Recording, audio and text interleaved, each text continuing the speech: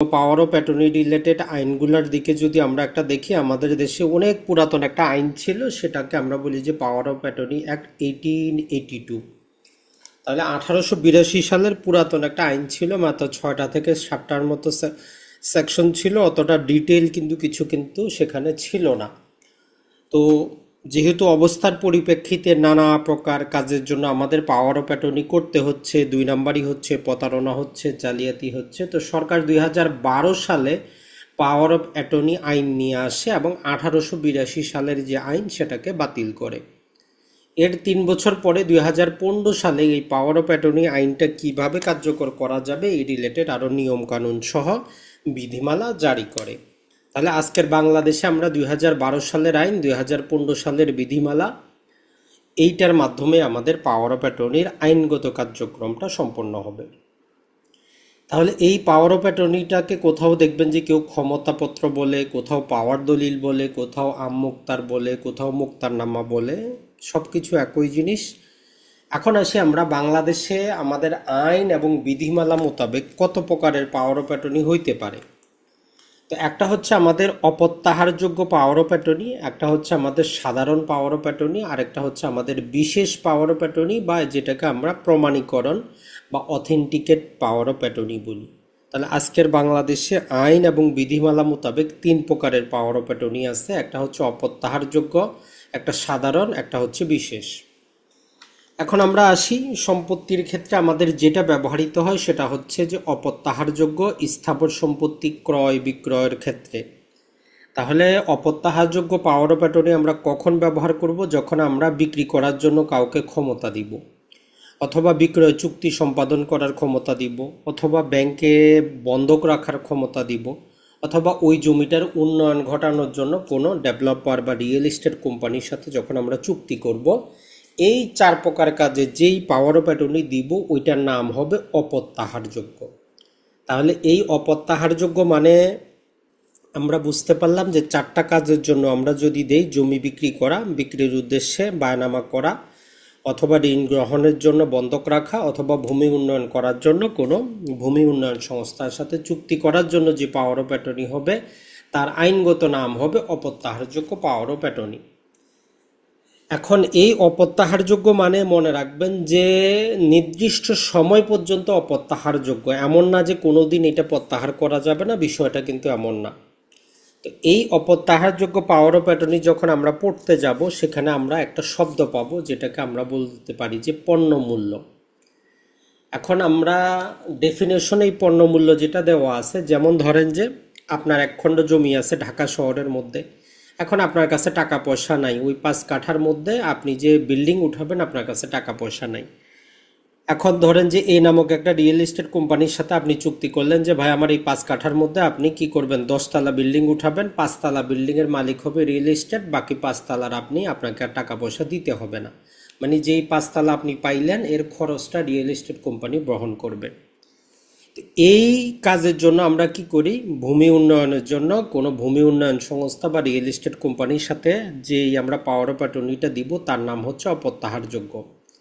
এখন যতটুকু অংশ এই যে 5তলা পর্যন্ত রিয়েল এস্টেট কোম্পানি মালিক হবে, ওনারা বিক্রি করতে পারবে, তাহলে ওই 5 ফ্লোরের আনুপাতিক যে জমির মূল্য হবে, অথবা কোনো কোনো ক্ষেত্রে ক্যালকুলেশন করে দেখা যায় যে আপনার জমির দাম অনেক, তো এক্ষেত্রে আপনাকে রিয়েল এস্টেট কোম্পানি কিছু অ্যাডভান্স টাকাও দেয় যে ঠিক আছে বিল্ডিংও তৈরি করবেন, আপনি সাথে 50 লাখ টাকা ক্যাশও পাইলেন। এই যে যেই টাকাটা আপনি পাবেন 50 লাখ প্লাস যতটুকু অংশ রিয়েল এস্টেট কোম্পানি বিক্রি করতে পারবে, ওই অংশটার বাজার মূল্যকে আমরা বলতেছি যে পণ্য মূল্য। কারণ আমরা যখন পাওয়ার অফ অ্যাটর্নি করতে যাব আমাদেরকে বলবে যে এটা পণ্য মূল্য যুক্ত না পণ্য মূল্য ছাড়া। পণ্য মূল্য হইলে কত টাকা, ওইটা তখন আপনার কত টাকা আপনি নিছেন, যদি টাকা না নেন তাহলে কতটুকুর ক্ষমতা তাদেরকে দিলেন, ওইটুকুর বাজার মূল্যটা হবে পণ্য মূল্য। এই জিনিসটা মনে রাখবেন। তাহলে আমরা যে জিনিসটা পাবো সেটা হচ্ছে যে এই যে অপ্রত্যাহারযোগ্য পাওয়ার অফ অ্যাটর্নি, এইটার মূল কথাটা হচ্ছে একটা নির্দিষ্ট মেয়াদে অপ্রত্যাহারযোগ্য। যতদিন মেয়াদ থাকবে অতদিন ওইটা আপনি বাতিল করতে পারবেন না, এমনকি আপনি মারা গেলেও সেটা কি থাকবে, কার্যকর থাকবে। আপনি মারা গেলে ধরে নেওয়া হবে যে আপনার উত্তরাধিকারীরা বাই ডিফল্ট সেখানে উপস্থিত আছে, মানে আপনি মারা যান নাই। তাহলে ভূমি উন্নয়ন রিলেটেড যে আমরা পাওয়ার অফ অ্যাটর্নি দিব, এখানে দাতা মারা গেলেও কোনো সমস্যা নাই, আইন ধরে নিবে তার উত্তরাধিকারীরা সেখানে স্থলাভিষিক্ত। এরপরে আবার রিয়েল এস্টেট কোম্পানিগুলোকে সেফগার্ড দেওয়ার জন্য, কারণ অনেক ক্ষেত্রে আপনার সাথে চুক্তি হয় যে 5 বছরে বিল্ডিং কমপ্লিট করে দিবে, তো পাওয়ার অফ অ্যাটর্নির মেয়াদও 5 বছর। এখন প্রথম অধ্যায়ে আমরা কি জানি, নির্দিষ্ট মেয়াদে অপ্রত্যাহারযোগ্য থাকবে। এখন 5 বছরে তারা কাজ হয়তো শেষ করতে পারে নাই, তো এরকম ক্ষেত্রে রিয়েল এস্টেট কোম্পানিগুলোকে সুবিধা দিতে গিয়ে বলতেছে যে পাওয়ার অফ অ্যাটর্নি দলিলে মেয়াদের বিষয়ে যাই কিছু লেখা থাকুক, যতক্ষণ পর্যন্ত পাওয়ার গ্রহীতার অংশটা উনি বিক্রয়, বন্ধক অথবা কারো সাথে কোনো প্রকার বিক্রয় চুক্তি করা যতক্ষণ পর্যন্ত না করতেছেন, তার অংশের জন্য ওই পাওয়ার অফ অ্যাটর্নিটা ততদিন পর্যন্ত বৈধ থাকবে। তাহলে প্রথম নাম্বারে জাস্ট জেনারেল একটা টাইম ফ্রেম দেওয়া। দ্বিতীয়তে আরও বলতেছে, যদি রিয়েল এস্টেট কোম্পানি গ্রহীতার অংশ, রিয়েল এস্টেট কোম্পানির অংশ তারা যতদিন কারো কাছে বিক্রি না করতেছে বা বন্ধক না দিচ্ছে বা বিক্রয় চুক্তি সম্পাদন না করতেছে, ধরেন যে ওই 5 বছর মেয়াদ শেষ হইলেও তাদের জন্য কার্যকর থাকবে শুধু তাদের অংশের জন্য। এখন কোনো পক্ষ ক্ষতিগ্রস্ত হইতে পারে, আপনার সাথে চুক্তি হইতে পারে, হয়তো তারা চুক্তি মোতাবেক কাজ করতেছে না, অথবা কাজ আংশিক করে কাজ বন্ধ করে রেখেছে, আপনার ক্ষতি হচ্ছে। তো এই জন্য বলতেছে, যদি আপনি ক্ষতিগ্রস্ত হন অথবা দেখা যায় যে আপনার কোনো ক্ষতি হচ্ছে, শর্ত ভঙ্গ করছে, তাহলে 30 দিনের একটা রেজিস্টার্ড ডাকযোগে আপনি তাদেরকে পাওয়ার অফ অ্যাটর্নি বাতিলের নোটিশ দিতে পারেন। তাহলে 30 দিনের লিখিত নোটিশ দেওয়া সাপেক্ষে পাওয়ার অফ অ্যাটর্নি বাতিল করা যায়। আর ওই নোটিশের এক কপি আপনি পরবর্তীতে সাব রেজিস্ট্রেশন অফিসে কি করতে হবে, নিবন্ধনের জন্য পাঠাইতে হবে। কারণ প্রতিটা পাওয়ার অফ অ্যাটর্নি দলিল নিবন্ধিত হয়। আপনি যেটা বাতিল করছেন ওই নোটিশটা 1 মাস পরে অবশ্যই সাব রেজিস্ট্রেশন অফিসে নিবন্ধনের জন্য আপনাকে পাঠাইতে হবে। তবে এখানে আইনের মধ্যে আরও যেটা বলতেছে যে এই যে 30 দিনের নোটিশ আপনি বাতিল করবেন, এক্ষেত্রে আমাদের ওই যে বিকল্প এডিআর যেটাকে আমরা বলি, এডিআরের সাপেক্ষে, মানে বিকল্প বিরোধ নিরসনের সাপেক্ষে, মানে দুই পক্ষের মধ্যে যদি কোনো সমঝোতা করা সম্ভব হয়। তাহলে আমরা পাওয়ার অফ অ্যাটর্নির প্রথম অংশে আজকে যদি যেটুকু জানলাম বা বুঝলাম, নর্মালি বাংলাদেশে 3 প্রকারের পাওয়ার অফ অ্যাটর্নি। যদি জায়গা জমি বিক্রি, বিক্রয় চুক্তি, বন্ধক বা ভূমি উন্নয়ন রিলেটেড যে পাওয়ারগুলো আমরা দিব, আইনগতভাবে তার নাম হবে অপ্রত্যাহারযোগ্য। তবে অপ্রত্যাহারযোগ্য মানে একটা নির্দিষ্ট সময় পর্যন্ত অপ্রত্যাহারযোগ্য। আর এর বাইরে, যেমন ধরেন যে আপনার জমির বিষয়ে একটা মামলা করা, আপনার বাড়ির ভাড়া উঠানো, নানা প্রকার মামলা মোকদ্দমা দেখা, এই রিলেটেড যেই সমস্ত ক্ষমতা দিবেন ওগুলোকে আমরা বলবো যে সাধারণ পাওয়ার অফ অ্যাটর্নি। আর বিশেষ পাওয়ার অফ অ্যাটর্নি বা প্রমাণীকরণ পাওয়ার অফ অ্যাটর্নি আমরা একটু পরে পড়ব। সেটা হচ্ছে যে আপনি একটা দলিল সম্পাদন করছেন, এখন আপনি সাব রেজিস্ট্রেশন অফিসে যাবেন না। যেমন ধরেন যে এখন বাংলাদেশের এমপি, মন্ত্রী অথবা প্রধান উপদেষ্টা আছে, উনি একটা জমি কিনবে বা একটা জমি বিক্রি করবে, তো উনি তো আর সাব রেজিস্ট্রারের কাছে যাবে না। তো উনি কি করবে, উনি একজনকে ক্ষমতা দিবে যে ওনার হয়ে যাতে জমিটা বিক্রি করা হয়, বা উনি যে দলিলটা সম্পাদন করলো এটা একজন স্বীকার করবে। তাহলে এই রিলেটেড আমরা একটু পরে পাবো, প্রমাণীকরণ বা বিশেষ পাওয়ার অফ অ্যাটর্নি। এখন আমরা জাস্ট চুম্বকীয় অংশটা দেখি, এরপরে আমরা বাংলা আইনটা, যেহেতু বাংলাতে আইনের বইটা অলরেডি আমরা দিয়ে দিয়েছি, সেখান থেকে দেখে নেবেন। এখন আসি যে প্রতিদিন আমরা যে সমস্যাটার সম্মুখীন হই। এখন পাওয়ার দাতা এবং গ্রহীতা যদি একজন হয়, ধরেন যে আপনি মিস্টার এ মিস্টার বিকে একটা পাওয়ার অফ অ্যাটর্নি দিলেন অপ্রত্যাহারযোগ্য। এখন দাতা এবং গ্রহীতা যে কোনো একজন যদি মারা যায়, তাহলে পাওয়ার অফ অ্যাটর্নিটা কি হয়ে যাবে, বাতিল বলে গণ্য হবে। তাহলে নর্মাল ক্ষেত্রে একজন সাধারণ ব্যক্তি যদি আরেকজন সাধারণ ব্যক্তিকে পাওয়ার অফ অ্যাটর্নি দেয়, দাতা হোক বা গ্রহীতা হোক, কেউ যদি মারা যায় তাহলে পাওয়ার অফ অ্যাটর্নিটা কি হয়ে যাবে, বাতিল হয়ে যাবে। এই জিনিসটা একটু মাথায় রাখবেন। মারা যাওয়ার পাশাপাশি অন্য আসতে পারে, যদি দেউলিয়া হয়ে যায়, যদি পাগল হয়ে যায়, যদি কোনো প্রকার চুক্তি সম্পাদনে যদি উনি অক্ষম হন, তাহলে পাওয়ার দলিলটা বাতিল বলে গণ্য হবে। শুধু এক জায়গায় বাতিল হবে না, যদি আপনি ওই যে ভূমি উন্নয়ন করার জন্য পাওয়ার অফ অ্যাটর্নি দেন কোনো রিয়েল এস্টেট কোম্পানিকে বা কোনো ডেভেলপার কোম্পানিকে, তাইলে ওই পাওয়ার অফ অ্যাটর্নিটা শুধু বাতিল হবে না, ওইটা ধরে নেওয়া হবে আপনার বংশধররা সেখানে অন্তর্ভুক্ত আছে। তাহলে এই রিলেটেড আমরা বুঝবো। তো এই জন্য যারাই জায়গা জমির ব্যবসা করার জন্য, পাশাপাশি আমরা অনেক জানি যে ঢাকা শহরে ফ্ল্যাটগুলোর রেজিস্ট্রেশন খরচ অনেক বেশি। 1 কোটি টাকার একটা ফ্ল্যাট রেজিস্ট্রেশন যদি আজকের বাজারে আপনি করতে যান, ওভারঅল প্রায় 15 থেকে 20 লক্ষ টাকা দরকার। তো এই টাকাটা বাঁচানোর জন্য মানুষ কি করে, একটা পাওয়ার অফ অ্যাটর্নি নিয়ে রাখে। তো এই পাওয়ার অফ অ্যাটর্নিতে তারা চিন্তা করে যে সে তো মালিক হয়ে গেল, আসলে পাওয়ার অফ অ্যাটর্নি কোনো মালিকানার দলিল কিন্তু না। এখন আর যেটা হইতে পারে যে যৌথ দাতা, মানে দুইজন ব্যক্তি এ আর বি মিলে, দুইজন ব্যক্তি একটা সম্পত্তির হয়তো মালিক এ এবং বি, দুইজন মিলে ধরেন যে সি নামক ব্যক্তিকে পাওয়ার অফ অ্যাটর্নি দিল। এখন এ আর বি যেহেতু যৌথভাবে একটা পাওয়ার দলিলে ক্ষমতা দিছে, যদি যে কোনো একজন মারা যায়, ধরলাম যে এ মারা গেল, তো আইন বলতেছে যে এ মারা গেলে পাওয়ার দলিলটা বাতিল হবে না, বি যে আছে বি যাবতীয় কাজ করতে পারবে। তাহলে যৌথ দাতার একজন মারা গেলে পাওয়ার দলিল বাতিল হয় না, আইন ধরে নিবে তার উত্তরাধিকারীরা সেখানে উপস্থিত আছে। একই রকমভাবে এখন আমরা যদি যৌথ গ্রহীতার ক্ষেত্রে দেখি, যেখানে ধরেন যে এ নামক ব্যক্তি সে কী করলো, তার সম্পত্তিটার জন্য বি এবং সি দুইজন ব্যক্তিকে সে ক্ষমতাটা দিল। এখন এই গ্রহীতা দুইজনের মধ্যে যদি যে কোনো একজন মারা যায়, তারপরও পাওয়ার দলিলটা বাতিল হবে না। যিনি জীবিত আছেন উনি যাবতীয় কাজ করতে পারবেন যেন অপর যিনি মারা গেলে উনি জীবিত আছে। তাহলে সব সময় আমরা যে কাজটা করতে পারি, পাওয়ার গ্রহীতার ক্ষেত্রে একাধিক ব্যক্তি যদি পাওয়ার গ্রহীতা হয় তাহলে আমাদের জন্য সুবিধা আইনগতভাবে, তাহলে একজন মারা গেলেও অন্যজন কাজগুলা করতে পারবেন। এটা ধারা 8 এবং ধারা 9 আমাদের এই সুবিধাটা দেয়। তাহলে পাওয়ার অফ অ্যাটর্নি রিলেটেড 1 নম্বর হচ্ছে, যদি সিঙ্গেল দাতা গ্রহীতা হয় যে কোনো জন মারা গেলে দলিল বাতিল। যদি যৌথ দাতা হয় একজন মারা গেলেও অন্যজন কাজ করতে পারবে। যৌথ গ্রহীতা হইলেও একজন মারা গেলে অন্যজন কাজটা করতে পারবে, কোনো সমস্যা কিন্তু নাই। এরপরে আরেকটা বিতর্কিত ধারা যেটা, সেটা হচ্ছে 10। এক্ষেত্রে বলতেছে যে কেউ মারা গেছে, পাওয়ার দাতা মারা গেছে, অথবা পাগল হয়ে গেছে বা দেউলিয়া হয়ে গেছে, বা পাওয়ার দাতা কি করছে, নোটিশের মাধ্যমে পাওয়ার গ্রহীতার দলিলটা বাতিল করছে।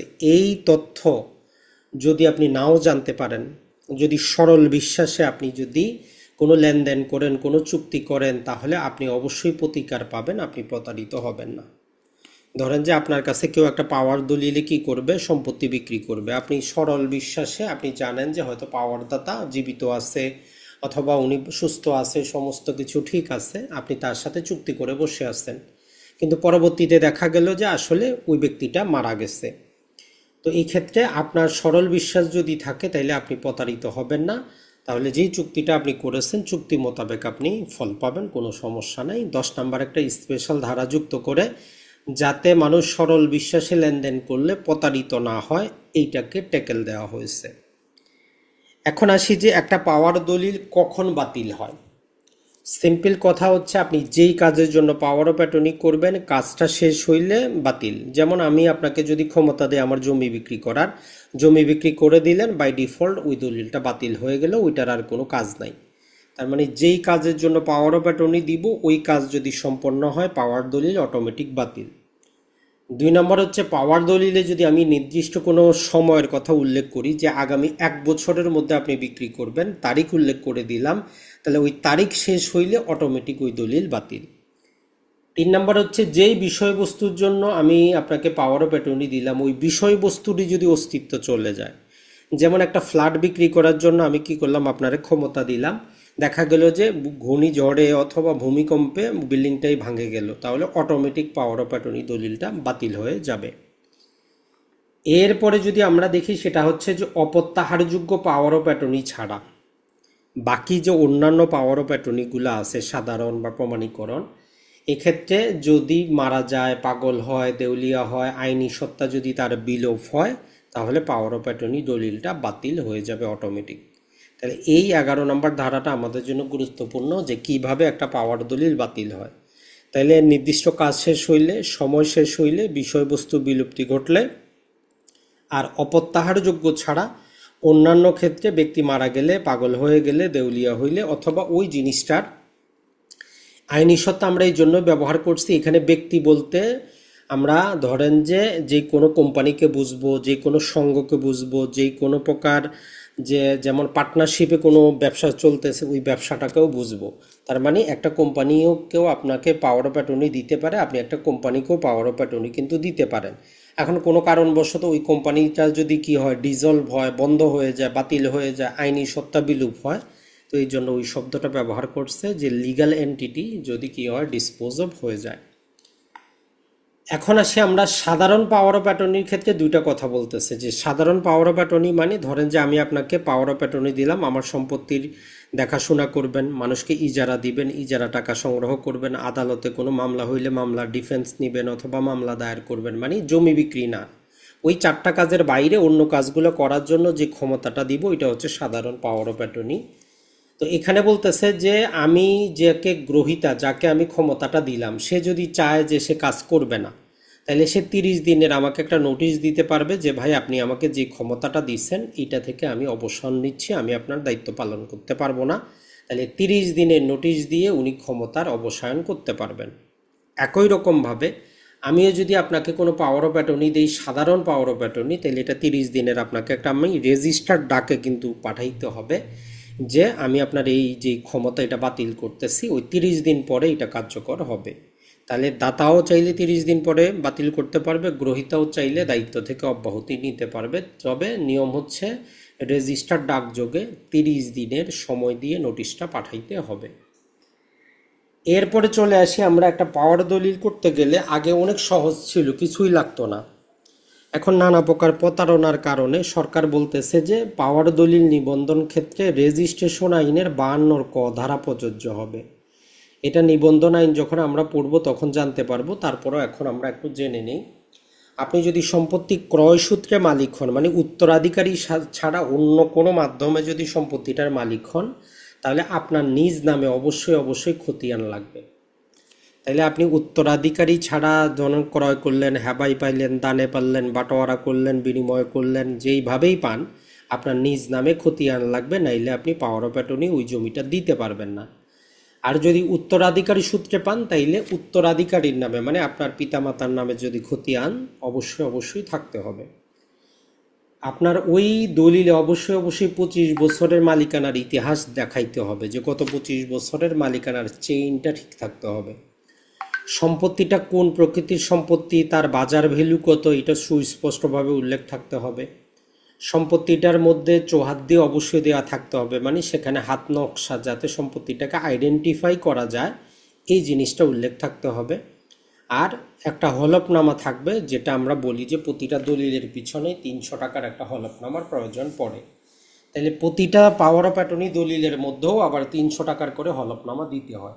তাহলে আমরা যখনই কোনো সম্পত্তির কাউকে পাওয়ার অফ অ্যাটর্নি দিতে যাব, প্রথমেই চিন্তা করতে হবে আমার নামে নামজারি আছে কি না, নামজারি না থাকলে দিতে পারবো না। 25 বছরের মালিকানার ইতিহাস ঠিক থাকতে হবে, সম্পত্তির প্রকৃতি, মূল্য, চৌহাদ্দি এবং হলফনামা যুক্ত থাকবে। এটা আমরা পাবো, এটা রেজিস্ট্রেশন আইনের 52 ক ধারা।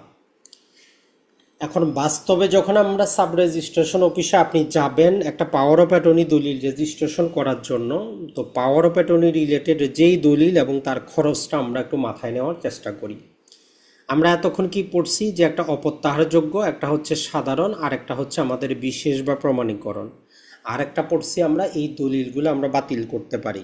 আমি আপনাকে ক্ষমতা দিয়েছি, আপনি এই ক্ষমতাটা আমি কি করতে পারি, বাতিল করতে পারি। ওই যে নোটিশটা আমরা পাঠাবো ওইটাও রেজিস্ট্রেশন করতে হয়, অথবা উভয় পক্ষ রাজি থাকলে দুইজনে আমরা কি করতে পারি, যেই কোনো পাওয়ার অফ অ্যাটর্নি দলিল বাতিল করতে পারি।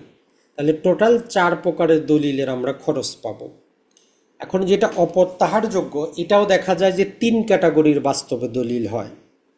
একটা হচ্ছে যেখানে আপনি পণ্য মূল্য, মানে রিয়েল এস্টেট কোম্পানিকে দিয়েছেন, তার থেকে কিছু টাকা পয়সা নিয়েছেন, যে অংশটা সে বিক্রি করতে পারবে তার মূল্যটা হচ্ছে পণ্য মূল্য। আরেকটা হচ্ছে আপনি যে কোনো ব্যক্তিকে দিচ্ছেন যেখানে কোনো টাকা পয়সার লেনদেন নাই, আপনি আমাকে দিচ্ছেন ভাই এই হইলো পাওয়ার অফ অ্যাটর্নি, আমার জমিটা বিক্রি করবেন, এটা হচ্ছে পণ্য মূল্য ছাড়া। আরেকটা হচ্ছে ব্যাংক থেকে আপনি লোন নিয়েছেন, ব্যাংক আপনার কাছ থেকে কি করে একটা পাওয়ার অফ অ্যাটর্নি চায়। তাহলে এই 3 প্রকার আমরা পাবো অপ্রত্যাহারযোগ্য। এখন এদের খরচটা একটু আমরা দেখার চেষ্টা করি। নর্মালি আমরা প্রথমে যদি ব্যাংকের অনুকূলে দেখি, এখানে খরচ খুবই কম, শুধু 100 টাকা রেজিস্ট্রেশন খরচ আর 2000 টাকার স্টাম্প। তাহলে 100 টাকা রেজিস্ট্রেশন খরচ, 2000 টাকার হচ্ছে স্টাম্প। আর প্রতিটা দলিলে আমাদের 300 টাকার একটা হলফনামা দিতে হয়, ওইটার রেজিস্ট্রেশন ফি আবার 100 টাকা। আর যত পাতার আমরা দলিল তৈরি করব, এগুলা যে কোনো দলিলে প্রতি পাতা 24 টাকা করে দেওয়া লাগে, প্রতি পাতা 36 টাকা করে এনএন ফি দেওয়া লাগে। মানে এই ফিটা প্রতিটা দলিলেই দিতে হয়, যে কোনো প্রকারেরই দলিল হোক। তাহলে এটা হচ্ছে আমাদের কমন খরচ। আর এই 100 আর 2000 টোটাল 2100 টাকা আমাদের পাওয়ার অফ অ্যাটর্নিতে খরচ হবে যদি ব্যাংকের অনুকূলে করতে যাই। 2 নম্বর আসি, যদি আমরা যে কোনো ব্যক্তিকে আমার বিক্রি করার জন্য দিতে চাই, সেক্ষেত্রে আমাদের 100 টাকা রেজিস্ট্রেশন খরচ এবং 1500 টাকা হচ্ছে স্টাম্প শুল্ক। আর এই যে বাকি খরচটা প্রতিটা দলিলের সাথে যুক্ত হবে। আর সবচেয়ে বেশি খরচ হচ্ছে আমাদের পণ্য মূল্য সহ, যেটা আপনি রিয়েল এস্টেট কোম্পানির সাথে ভূমি উন্নয়ন করার জন্য চুক্তি করতেছেন। এখানে দুইটা নিয়ম, একটা হচ্ছে 2% হিসাবে রেজিস্ট্রেশন ফি, তবে বলতেছে সর্বনিম্ন 100 টাকা, মানে 100 টাকার কমে হবে না, তবে 40,000-এর বেশি হবে না, মানে 100 টাকা থেকে 40,000 টাকার মধ্যে থাকবে অন অ্যাভারেজ 2% করে। যত টাকা আপনি মূল্য দেখাবেন, যেমন ধরেন যদি 1 লাখ টাকা মূল্য দেখান আপনি, সেক্ষেত্রে 2,000 টাকা। তো এইভাবে ম্যাক্সিমাম 40,000 টাকা পর্যন্ত হইতে পারে। আর স্টাম্প শুল্ক বলতেছে 1.5% করে, তবে সর্বনিম্ন 10,000, সর্বোচ্চ 1 লাখ। এইটা হবে আমাদের যদি আমরা পণ্য মূল্যযুক্ত পাওয়ার অফ অ্যাটর্নি দলিল রেজিস্ট্রেশনটা করতে চাই। এই জিনিসটা মনে রাখবেন। তাইলে এই 3টা খরচ আমরা পৃথক পৃথকভাবে জানার চেষ্টা করব, পণ্যমূল্য সহ, পণ্যমূল্য ছাড়া, ব্যাংকের অনুকূলে। বাকি যে 3টা আছে এগুলার খরচটা কম, প্রতিটারই 100 টাকা করে নিবন্ধন খরচ, সাধারণটারও 100 টাকা, প্রমাণীকরণ বা বিশেষেরও 100 টাকা, আর পাওয়ার অফ অ্যাটর্নি বাতিলও 100 টাকা। শুধু স্টাম্প শুল্কটা একটু ভিন্ন। সাধারণ পাওয়ার অফ অ্যাটর্নির স্টাম্প শুল্ক হচ্ছে 1500 টাকা, যেটা বিশেষ বা প্রমাণীকরণ সেটার স্টাম্প শুল্ক 800 টাকা, আর বাতিল করার জন্য 500 টাকা। তাহলে স্টাম্প শুল্কটাই আমাদের ভিন্ন, বাকি সব কিছু কিন্তু একই রকম, এই জিনিসটা একটু মনে রাখবেন। এখন আমরা যে জিনিসটা চলে আসি সেটা হচ্ছে যে আমাদের এই পাওয়ার অফ অ্যাটর্নি যদি দেশের বাইরে থেকে আমরা কাউকে দিতে চাই, তার নিয়ম পদ্ধতিটা বা কি। তো দেখেন, প্রথমেই হচ্ছে দলিল প্রস্তুত করতে হবে। আপনি যে বিষয় পাওয়ার অফ অ্যাটর্নি দিতে চান, সরকারি নির্ধারিত ফরম্যাট আছে, ওই ফরম্যাটে আপনি দলিল প্রস্তুত করবেন। তবে দলিলটা 2 কপিতে প্রস্তুত করতে হবে। তবে এক্ষেত্রে আপনার বাংলাদেশি স্ট্যাম্প ব্যবহার করা যাবে না। এক্ষেত্রে আপনি যে কোনো যে A4 সাইজের কাগজগুলো আছে এগুলো আপনি ব্যবহার করবেন, মানে বিদেশে যেগুলো পাওয়া যায় নর্মাল যে কোনো কাগজ, সাদা কাগজ আপনি ব্যবহার করবেন দলিল তৈরি করার জন্য। 2 নম্বরে হচ্ছে ওই দলিলটা তৈরি করে আপনি যেই দেশে আছেন ওই দেশের বাংলাদেশের যে দূতাবাস আছে ওই দূতাবাসে আপনাকে যাইতে হবে। সেখানে শাখাই আছে যে বিবিধ কার্যগুলা দেখে, জন্ম, মৃত্যু নিবন্ধন, বিবাহ নিবন্ধন, এরকম পাওয়ার অফ অ্যাটর্নি, অ্যাটেস্টেশন, এই কাজগুলো দেখার মতো দায়িত্বপ্রাপ্ত কর্মকর্তা আছে, তার সামনে উপস্থিত আপনাকে হইতে হবে। তো উপস্থিত হয়ে আপনি কি করবেন, ওই দলিলটা সাবমিট করবেন। প্রতিটা এমবেসি নির্দিষ্ট কিছু ফি নেয়, সেখানে আবার ধরেন যে বাংলা টাকা ধরেন 500 থেকে 1000 টাকা নির্ধারিত ফি জমা আপনাকে দিতে হয়। তাদের সামনে আপনাকে দলিলে স্বাক্ষর করতে হয়, যে দলিলটা আপনি তৈরি করছেন ওইখানে আপনি স্বাক্ষর করতে হয়। তো স্বাক্ষরের 6 মাসের মধ্যে বাংলাদেশে এটাকে আপনাকে পাঠাইতে হবে। যেদিন থেকে দূতাবাস আপনাকে স্বাক্ষর করে দিল, স্বাক্ষর করে 2 কপি আপনাকেই দিয়ে দিবে। এই সত্যায়িত কপিটা আপনি কি করবেন, 6 মাসের মধ্যে বাংলাদেশে কুরিয়ারে পাঠাবেন, অথবা যে কোনো ব্যক্তির মাধ্যমে পাঠান। তারপরে নিয়ম হচ্ছে এটা পররাষ্ট্র মন্ত্রণালয় কর্তৃক এটা আবার কি হবে, সত্যায়িত হবে, মানে অথেন্টিকেট হবে যে ওই ব্যক্তিকে আসলেই ওই দূতাবাসে গেছিল কিনা। কারণ দূতাবাস যখন সত্যায়ন করে তারা একটা রেজিস্টার মেনটেন করে, অনলাইনে তাদের ইন্টারনাল সংযোগ আছে। তো যখন এই দলিলটা বাংলাদেশে পররাষ্ট্র মন্ত্রণালয়ে আপনি সাবমিট করেন, সেখান থেকে ওই দূতাবাসের সাথে কথা বলে দলিল নাম্বার, নির্দিষ্ট কোড নাম্বার দিয়ে তারা যাচাই করে যে আসলেই কি ওই ব্যক্তি এমবেসিতে গেছিল কিনা, আসলেই সে সিগনেচার করছে কিনা। তো এই কাজটা আপনাকে দলিলটা বাংলাদেশে আসার 2 মাসের মধ্যে করতে হবে। যেদিন থেকে আপনার বাংলাদেশে এন্ট্রি হলো 2 মাসের মধ্যে কাজটা আপনাকে করতে হবে। এখন ধরে নিলাম যে পররাষ্ট্র মন্ত্রণালয় কর্তৃক আপনি অ্যাটেস্টেশনটা করলেন, করার পরে যেহেতু এটা বিদেশি স্ট্যাম্পে আপনি লিখছেন, বাংলাদেশি স্ট্যাম্প তো নাই, তো এখানে জেলা কালেক্টরের অফিসে মানে ডিসি অফিসে এটা স্ট্যাম্পিংয়ের জন্য আপনাকে জমা করতে হবে। এখানে আপনার ওই দলিলের উপর তারা ছোট ছোট করে, এই যে আমরা দেখলাম ওই যে 1500 টাকা স্ট্যাম্প শুল্ক, 2000 টাকা স্ট্যাম্প শুল্ক, ওইখানে আপনার স্টাম্পটা তারা লাগিয়ে দিবে। এই কাজটা আপনাকে করতে হবে দলিলটা যেদিন থেকে বাংলাদেশে ঢুকলো তার 3 মাসের মধ্যে, মানে এখানে টাইম ফ্রেমটা গুরুত্বপূর্ণ। তাহলে 2 মাসের মধ্যে এটাকে সত্যায়ন, 3 মাসের মধ্যে স্টাম্পিং। এরপরের কাজ হইল এটা আপনি যেই সাব রেজিস্ট্রেশন অফিসের অধীনে দলিলটা মানে জমিটা সেইখানে সাব রেজিস্ট্রারের কাছে 4 মাসের মধ্যে আপনি নিবন্ধনের জন্য দাখিল করতে হবে। তাহলে এখানে আমরা টোটাল পাইলাম কি 6 মাসের মধ্যে অবশ্যই বাংলাদেশে পাঠাবেন, পাঠানোর 2 মাসের মধ্যে অবশ্যই পররাষ্ট্র মন্ত্রণালয় কর্তৃক অ্যাটেস্টেশনকৃত হবে, এরপরে 3 মাসের মধ্যে অবশ্যই স্টাম্পিং হবে এবং 4 মাসের মধ্যে অবশ্যই এটা নিবন্ধনকৃত হতে হবে। তো সরকারে যেটা করেছে সেটা হচ্ছে সর্বশেষ কিছুটা এই বিদেশি পাওয়ার অফ অ্যাটর্নিতে সংশোধন কিন্তু এনেছে। পূর্বে যেটা ছিল যে আপনার অবশ্যই এনআইডি বা পাসপোর্ট কিন্তু লাগবে, বাংলাদেশি এনআইডি অথবা পাসপোর্ট ছাড়া ক্ষমতাপত্র দেওয়া যাইতো না। কিন্তু অনেক বাংলাদেশি বংশোদ্ভূত আছে, মানে বাংলাদেশি নাগরিক আছে যারা বিদেশে থাকে, সেখানে বিয়ে শাদী করছে, তাদের ছেলে ফেলে হয়েছে, তারা বাংলাদেশি বংশোদ্ভূত, বাংলাদেশে আসতে তাদের কি লাগে না, ভিসা লাগে না। তো এইরকম ব্যক্তিদের নানা প্রকার জায়গা জমি আছে, তো এগুলার জন্য সরকার নিয়ম করে বলতেছে যদি বাংলাদেশি বংশোদ্ভূত হয় এবং পাসপোর্টে যদি সিল থাকে যে নো ভিসা রিকোয়ার্ড, তাহলে তার ওই বিদেশি পাসপোর্টটা দিয়েই সে কী করতে পারবে, পাওয়ার অফ অ্যাটর্নি দিতে পারবে, বাংলাদেশি পাসপোর্টের দরকার নাই। এই জিনিসটা একটু মনে রাখবো। আরেকটা হচ্ছে ধরেন যে আপনি বাংলাদেশ থেকে একটা পাওয়ার অফ অ্যাটর্নি তৈরি করলেন, দেশের বাইরে ব্যবহার করবেন, কাউরে ক্ষমতা দিবেন বিদেশে, তো এক্ষেত্রে বলতেছে সরকার নির্ধারিত ফরম্যাটে আমরা দলিলটা তৈরি করব। দলিলটা তৈরি করার পরে আমরা কি করব, নোটারি পাবলিক আছে প্রতিটা জেলায়, আপনি দেখবেন যে আইনজীবীর সাথে যোগাযোগ করলে আপনি নোটারি পাবলিক পাবেন, যে আইনজীবীরা 10 বছর যাবৎ প্র্যাকটিস করে, এরা ট্রাই করলে 3 বছরের জন্য নোটারি পাবলিক হিসাবে নিয়োগ পায়। ওই নোটারি পাবলিক কর্তৃক সেটা কি হবে, সিলকৃত হবে এবং আইন বিচার এবং সংসদ বিষয়ক মন্ত্রণালয় এটা জমা করতে হবে আবার অ্যাটেস্টেশন করার জন্য। এরপরেই আপনি দেশের বাইরে পাঠাইলে এটা বৈধ হবে, না হলে অবৈধ থাকবে।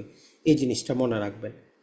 আবার যেটা যে আপনি বিদেশে বসে পাওয়ার অফ অ্যাটর্নি দিলেন, এখন আপনি এটা যদি বাতিল করতে চান, এটার ক্ষেত্রে নিয়ম হচ্ছে যে প্রথমে আপনাকে দেশে একজন এজেন্ট নিয়োগ করতে হবে, মানে দেশে একজনকে আবার পাওয়ার অফ অ্যাটর্নি দিতে হবে যে আপনার ওই দলিলটা বাতিল রিলেটেড কর্মকাণ্ড করার জন্য। তাহলে বিদেশে বসে যদি কাউকে দেশে একবার ক্ষমতা দেন, সরাসরি বাতিল করতে পারবেন না, তখন আবার বাংলাদেশে আসতে এমন একজন ব্যক্তিকে আপনাকে নিযুক্ত করতে হবে পাওয়ার অফ অ্যাটর্নি দিয়ে, যে ওই দলিলটা বাতিল রিলেটেড যাবতীয় কার্যক্রম করার জন্য। তখন সে বাংলাদেশে বসে নোটিশ দিবে বা পরবর্তী যা কিছু করার সে কিন্তু করবে। এখন আমরা চলে আসি আরেক প্রকারের দলিল, যেটা ছিল আমাদের বিশেষ পাওয়ার অফ অ্যাটর্নি, যেটা আমরা বললাম যে পিছনে আমরা রাখবো স্পেশাল বা প্রমাণীকরণ পাওয়ার অফ অ্যাটর্নি আমরা যেটা বলতেছি। এই রিলেটেড কথাবার্তা আছে আমাদের বিধিমালা 6-এর মধ্যে, বিধি 6-এর মধ্যে দেওয়া আছে। 1 নম্বর হচ্ছে যে পাওয়ারদাতা দলিল সম্পাদন করেন, মানে আপনি যে ক্ষমতা দিচ্ছেন, আপনি যে কোনো একটা দলিলে সিগনেচার করছেন, মানে একটা জমি বিক্রি করবেন, আমরা ধরে নিলাম স্বাক্ষর করে দিচ্ছেন যে আপনি বিক্রি করবেন, কিন্তু আপনি সাব রেজিস্ট্রারের কাছে উপস্থিত হচ্ছেন না, যে কোনো কারণবশত আপনি অসুস্থ হইতে পারেন, জেলখানায় থাকতে পারেন, নানা প্রকার কাজ হইতে পারে, আপনি সাব রেজিস্ট্রারের কাছে যাবেন না, আপনি আরেকজনকে পাঠাবেন আপনার প্রতিনিধি হিসাবে, যেহেতু জায়গা জমির ব্যাপার। তো এই জন্য এখানে যে জিনিসটা বলতেছে যে আর গ্রহীতা উক্ত দলিল নিবন্ধনের জন্য উপযুক্ত সাব রেজিস্ট্রারের কার্যালয়ে দাখিল করে এবং সম্পাদন স্বীকার করে। কেমন হইতে পারে, যেমন ধরেন যে ঢাকা শহরে আপনি আছেন, আপনি গ্রামে যান না, গ্রামের একটা জমি আছে আপনি বিক্রি করবেন, এইরকম আপনি নর্মালি কি করতে পারেন, যে কোনো ব্যক্তিকে ক্ষমতা দিতে পারেন যে ভাই জমিটা বিক্রি করো, যেমন আমরা দেখলাম ক্ষমতাপত্র, অথবা ওই মূল দলিলটা আপনার কাছে পাঠানো হইলো, আপনি সম্পাদন করলেন, দলিলে সিগনেচার করে দিলেন। এখন আপনি কি গ্রামে যাবেন না, ওই গ্রামের সাব রেজিস্ট্রেশন অফিসে যাবেন না, এখন ওই ঢাকায় আপনি যে কোনো ব্যক্তিকে, ঢাকায় যেখানে আপনি থাকেন ওইখানে যে কোনো ব্যক্তি সহ ওই এলাকার সাব রেজিস্ট্রেশন অফিসে গিয়ে আপনি একটা পাওয়ার দলিল করবেন, বিশেষ পাওয়ার অফ অ্যাটর্নি, যে এই দলিলটা আপনি সম্পাদন করছেন, এইটা সাব রেজিস্ট্রারের কাছে এই রহিম নামক ব্যক্তি উপস্থাপন করবে। আপনি এখন রহিমকে এই মর্মে ক্ষমতা দিচ্ছেন যে আপনার সম্পাদিত দলিলটা সে কি করবে, ওই সাব রেজিস্ট্রারের কাছে উপস্থাপন করে সম্পাদন স্বীকার করবে যে হ্যাঁ আমার এই মক্কেল জমিটা বিক্রি করতেছে। তাহলে এই ক্ষেত্রে একটা হবে আপনার মূল দলিল, যেটা সাবকবলা দলিল তৈরি হলো, আর সাথে থাকবে এই পাওয়ার অফ অ্যাটর্নি। এটা হচ্ছে আমাদের সম্পাদন স্বীকার করা। আরেকটা যেটা হইতে পারে সেটা হচ্ছে যে পাওয়ারদাতা কর্তৃক সম্পাদিত দলিল দাখিল করার জন্য নর্মালি যেটা হয়, আমরা পূর্ব বুঝাইছি যে একটা সম্পত্তি সম্পাদনের দলিল সম্পাদনের 3 মাস পরে যে কোনো সময় আদালত সাব রেজিস্ট্রারের কার্যালয়ে রেজিস্ট্রেশন করার জন্য উপস্থাপন করা যায়। এখন একটা দলিল কে সাব রেজিস্ট্রারের কাছে উপস্থাপন করবে? আইনের মধ্যে বলা আছে দাতাও পারবে, গ্রহীতাও পারবে, দাতার এজেন্টও পারবে, গ্রহীতার এজেন্টও পারবে, ওই এজেন্টের মনোনীতও ব্যক্তি পাবে। লম্বা চড়া হিস্ট্রি আছে যেটা আমরা নিবন্ধন আইনে পড়ব। তো এই ক্ষেত্রে বলতেছে যে দাতার মূল দলিল যেটা দাতা সম্পাদন করছে, আর সাথে একটা পাওয়ার অফ অ্যাটর্নি দিছে যে দাতার পক্ষে যাতে উনি দলিলটা সাবমিট করেন, মানে দাতা ওইখানে আসবে না দাতার পক্ষে। কারণ শুধু আমরা যেটা বললাম দাতা উপস্থাপন করতে পারে, গ্রহীতা পারে।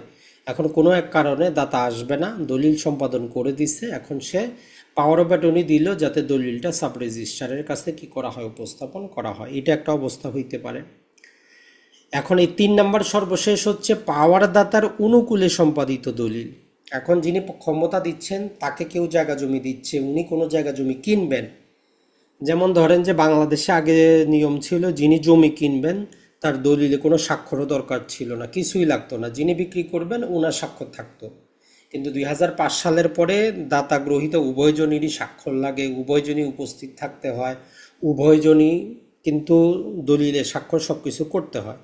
এখন ধরেন যে এই রকম, এখন আপনি একটা বায়নামা দলিল করবেন ধরলাম আমরা, সেক্ষেত্রে তো আপনার অনুকূলে সম্পাদিত হবে। আপনি হচ্ছেন গ্রহীতা, মানে আপনি ওই বায়নামা জমিটা আপনি ক্রয় করবেন, বায়নামা গ্রহীতা।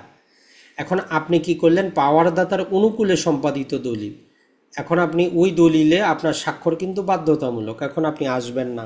তো আপনি কাউরে ক্ষমতা দিতে পারেন যাতে আপনার হয়ে উনি ওই দলিলে স্বাক্ষর করে। তার মানে হচ্ছে যেই জমিটা আপনার নামে নেওয়া হবে সেইখানে আপনার পক্ষে আপনার প্রতিনিধি হয়ে কাজ করার ক্ষমতা দেওয়ার যে ক্ষমতাপত্র, সেটাই হচ্ছে বিশেষ ক্ষমতাপত্র। তাহলে এই কয়টা কাজের জন্য আমরা কি করতে পারি, বিশেষ পাওয়ার অফ অ্যাটর্নি দলিল রেজিস্ট্রেশন করতে পারি। এরপরে যেটা এখানে আমরা যে জিনিসটা মনে রাখতে পারি সেটা হচ্ছে যে এই যে বিশেষ ক্ষমতাপত্র বা পাওয়ার অফ অ্যাটর্নি দলিল জমি কোথায় ওইটার উপর নির্ভর করে না। নর্মালি দলিলগুলো আমাদের করতে হয় জমি যে সাব রেজিস্ট্রেশন অফিসে, ওইখানে। আপনার জমি হয়তো ধরলাম যে আমরা রংপুরে, আপনি আছেন ঢাকায়, এখন পাওয়ার অফ অ্যাটর্নি দিতে চাইলে আপনি ঢাকায় যেখানে বসবাস করেন ওই সাব রেজিস্ট্রেশনের যেই অধীনে সেখানে গিয়ে আপনি করবেন। জমি আপনার রংপুরে, আপনার রংপুরে যাওয়ার দরকার নেই। তাহলে পাওয়ার অফ অ্যাটর্নি দলিল জমি কোথায় তার উপর নির্ভর করে না, নির্ভর করে যিনি পাওয়ারটা দিবেন উনি কোথায় বসবাস করতেছেন, যেখানে বসবাস করেন তার উপর ভিত্তি করে কি হবে, তার দলিলটা রেজিস্ট্রেশনের জায়গাটা ঠিক হবে। এখন আসি পাওয়ার অফ অ্যাটর্নি দলিল বিষয়ে কিছু কথাবার্তা। 1 নম্বরে হচ্ছে এই দলিলে কোনো মালিকানা আসে না, এই জমিতে নামজারি হয় না, আপনি যে পাওয়ার অফ অ্যাটর্নিতে ক্ষমতা পাইলেন এটা অন্যের কাছে আপনি হস্তান্তর করতে পারেন না। তবে পাওয়ার অফ অ্যাটর্নি জমি আপনি নিজ নামে ক্রয় করতে পারেন, মানে আপনার নামে একটা পাওয়ার অফ অ্যাটর্নি আছে, এখন ওই জমিটা আপনি নিজে কিনতে চাচ্ছেন, ওই একই দলিলে আপনি দাতা, একই দলিলে আপনি গ্রহীতা হইতে পারবেন। আর পাওয়ার অফ অ্যাটর্নি দাতা পরবর্তীতে সেই জমি হস্তান্তরের দলিলে কিন্তু থাকে না। আমি যাকে পাওয়ার অফ অ্যাটর্নি দিয়ে দিলাম ওই ব্যক্তি যখন জমিটা বিক্রি করবে পাওয়ার দলিলে মূল মালিক কিন্তু আর ওই জমিটা বিক্রির কাজে কোনো তার লেনা দেনা কিন্তু থাকে না। আর পাওয়ার অফ অ্যাটর্নির মাধ্যমে আমরা 5টা কাজ করতে পারবো না যেটাকে আমাদের বিধিমালায় বলা আছে। একটা হচ্ছে আমরা পাওয়ার অফ অ্যাটর্নিকৃত জমিকে দান বা হেবা করতে পারবো না, উইল বা ওসিয়ত করতে পারবো না, ট্রাস্ট করতে পারবো না, পাওয়ার অফ অ্যাটর্নি দিয়ে কোনো দত্তক গ্রহণ করা যায় না। আর সরকার যদি স্পেশাল কোনো নিয়ম করে সরকারি বিভিন্ন দলিল এগুলো সম্পাদন করা যাবে না। আর 2025 সালের যে সংশোধন সেটা হচ্ছে 6 মাসের মধ্যে দেশে প্রেরণ করতে হবে বিদেশি পাওয়ার অফ অ্যাটর্নি। আর বাংলাদেশি যারা বংশগত বিদেশি নাগরিক এরা পাওয়ার অফ অ্যাটর্নি দিতে পারবে বিদেশি পাসপোর্টের মাধ্যমেই। তো এই ছিল মূলত আমাদের পাওয়ার অফ অ্যাটর্নি রিলেটেড। আর আমরা এখানে একটা বিদেশি পাওয়ার অফ অ্যাটর্নি দলিল আপনাদের দেখানোর চেষ্টা করি। এটা হচ্ছে একটা বিদেশি পাওয়ার অফ অ্যাটর্নি দলিল। তো এই দলিলে দেখেন যে এটা সাদা কাগজে তৈরি। তো পরবর্তীতে জেলা প্রশাসকের কার্যালয়ে দেখেন এখানে 1000 টাকা স্টাম্পিং করা হয়েছে। আর এইখানে দেখেন যে দূতাবাসের স্বাক্ষর আছে, এখানে কিছু নাম্বারিংগুলো দেওয়া আছে, ওই নাম্বারিংগুলোই তারা রেজিস্টার্ড করে, আর কিছুই কিন্তু না। এরপরে এই যে দেখেন এখানেও 500 করে 1000 টাকার স্টাম্পিং করা হয়েছে। নর্মালি বাংলাও চাইলে আপনি লিখতে পারেন, এটা ইংরেজিতে লেখা আছে এতটুকু, আর কিছুই না। মানে কি কি কাজের জন্য পাওয়ার অফ অ্যাটর্নিটা দেওয়া হচ্ছে, কোন জমির জন্য দেওয়া হচ্ছে, জমির শিডিউল, এটা নির্দিষ্ট ফরম্যাট আছে, ফরম্যাটটা ওয়ার্ড ফাইল আছে, আমরা দিয়ে দেওয়ার চেষ্টা করব। তো এইটাই হচ্ছে আমাদের পাওয়ার অফ অ্যাটর্নি। তো আশা করি আপনারা বুঝতে পারছেন।